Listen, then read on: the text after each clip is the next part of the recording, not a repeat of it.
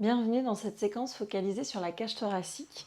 On va commencer les mains sur les genoux. Vous êtes assis sur une chaise ou au sol. On inspire et expire d'abord. Et on va venir arrondir le dos et pousser la cage thoracique vers l'avant. Donc c'est pas tout le dos, c'est vraiment juste la partie supérieure.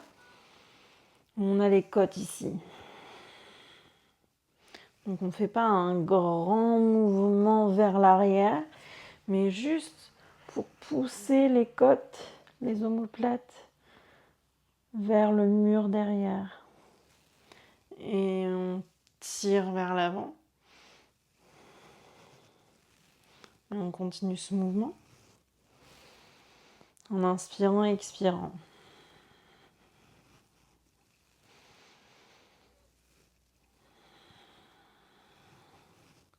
Pose la main gauche du côté gauche, la main droite sur le genou gauche. On pivote un peu le corps vers la gauche et on continue. Pareil, ces mouvements d'arrondir et de creuser le haut du dos. Vraiment le haut du dos. Inspire, expire.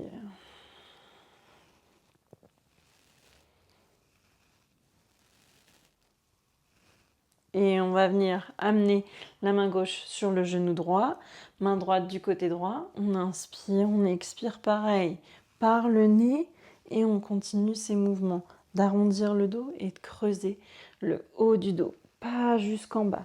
On se focalise uniquement sur la partie thoracique aujourd'hui.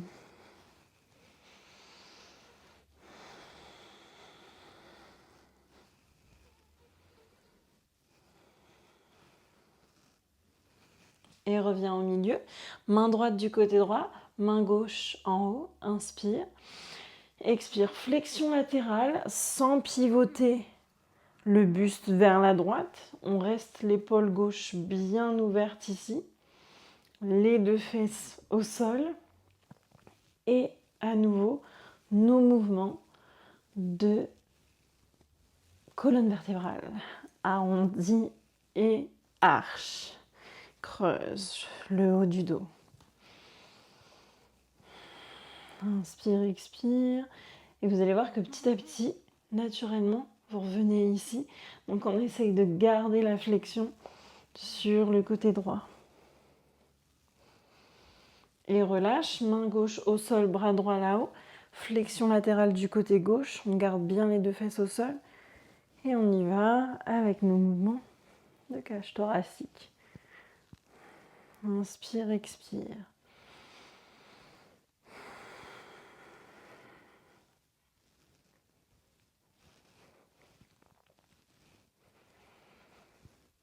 Et relâche, amène le dos au sol, les avant-bras au sol, les mains vers les pieds. On vient pousser le haut de la cage thoracique vers le haut et on arrondit vers le sol. Le bassin, on ne veut pas être arché trop comme ça, ni complètement posé au sol. On reste dans l'entre-deux et on essaie vraiment de faire ce mouvement au niveau du haut du dos.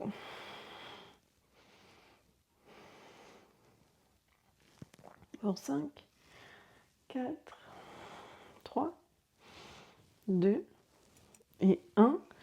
Amène. Hop. Les deux jambes au sol, le dos bien droit. Inspire ici. Et expire. Amène. Genou droit à la poitrine. On pivote le buste vers la droite. Et la main gauche vient serrer le genou droit. Reste colonne droite. Et pareil ici, mouvement du haut du dos. On inspire, expire, arrondit et creuse. Encore inspire et expire. 3, 2 et 1. Relâche la jambe droite, plie la jambe gauche et main droite vient serrer, ou plutôt juste poser autour de la jambe gauche. Bras gauche derrière. Et c'est parti. Ces petits mouvements thoraciques. On sent que les côtes se resserrent et s'ouvrent. On se serre les unes contre l'autre et viennent s'écarter.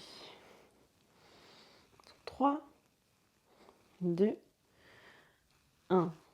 Et pour finir, on va venir s'asseoir et essayer juste le mouvement latéral. Alors c'est un peu complexe parce que bien souvent on veut engager toute la colonne, mais là on imagine qu'on est dans du béton jusque là, jusque sous les côtes, et c'est que la cage thoracique qui bouge de droite à gauche. On inspire, on peut mettre une main de chaque côté. Expire pour pousser dans les mains. Ça permet un peu de guider ce mouvement. Voilà. Et pour finir, si on veut, on peut essayer de faire le cercle. Mais encore une fois, juste au niveau de la cage thoracique. Donc le cercle, ça va être vers l'avant, comme quand on creuse le dos, vers le côté, ce qu'on vient de faire à l'instant, arrondi, et vers le côté droit.